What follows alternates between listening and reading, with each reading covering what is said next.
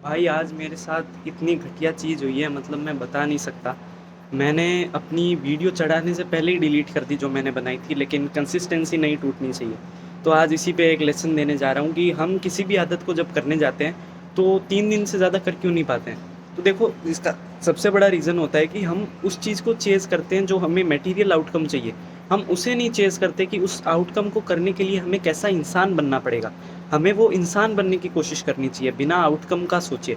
तो देखो, for example अगर आप जिम जाके 2 केजी लूज़ करना चाहते हो तो आप 2 केजी लूज़ का गोल करोगे तो मे बी आप उसको अचीव कर लो, लेकिन कितनी भी विल पावर रखो आप कर नहीं पाओगे जब तक आप अंदर से खुद को एक फिट पर्सन या फिर जिम लवर नहीं समझते हो।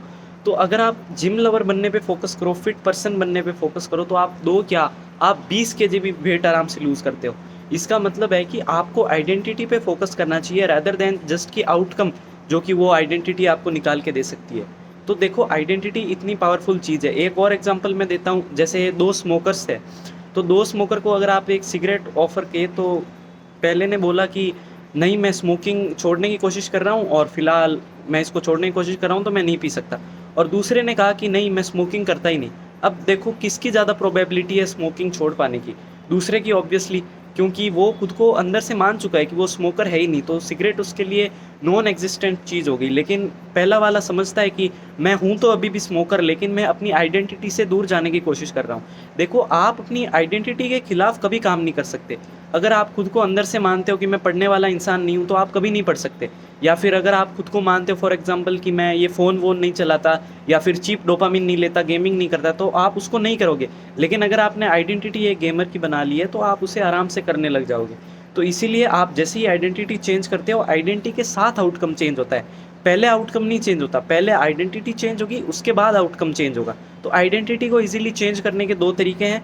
पहला तरीका है कि आप अपनी आइडेंटिटी को लिखो, फ्रेम करो। जैसे कि अगर आपको सुबह जल्दी उठना है तो आप उस जल्दी उठने वाले इंसान की आइडेंटिटी फ्रेम करके देखो कि जल्दी उठने वाला इंसान क्या करता होगा।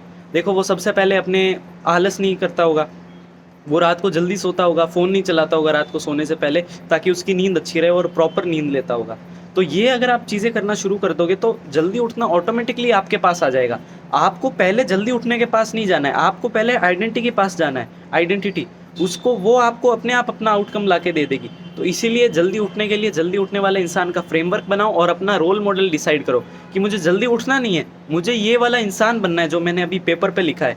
और दूसरी चीज़ है कि आपको है ना, आइडेंटिटी फ़िल्टर का यूज़ करना है। यानी जब भी आप कोई काम करो तो आपको सोचना है कि जो इंसान मैंने लिखा था या जो इंसान मैं बनना चाहता हूँ इस काम को करने के लिए, इस आउटकम को पाने के लिए, वो इंसान इस सिचुएशन में क्या करता। फॉर एग्जांपल अगर आप फिट होना चाहते हो और आपके पास सामने स्टेयर्स है और लिफ्ट है, तो आप सोचोगे कि जो इंसान फिट होना चाहता है, यानी मैं फिट होना चाहता हूँ, मैं वैसा इंसान बनना चाहता हूँ, तो वो इंसान क्या करता? वो स्टेयर्स लेता या फिर लिफ्ट लेता? ऑब्वियसली वो सीढ़ियों से जाता। तो आप उस हिसाब से जब आप अपनी लाइफ की चॉइसेस को फ्रेम करोगे तो आप बहुत ईजी इस चीज़ को कर लोगे और हैबिट्स आपके अपने आप लाइफ में आ जाएगी और आप उनको लंबे समय तक चला पाओगे। अब यार, वीडियो मेरी डिलीट हो गई थी, लेकिन कोई बात नहीं, मैंने कंटेंट अभी भी बनाया है। कंसिस्टेंसी बिल्कुल नहीं टूटनी चाहिए। इसी से एक और लेसन सीख लो कि मोमेंटम मत तोड़ो, अपना काम हमेशा करते रहो, नो ब्रेक्स।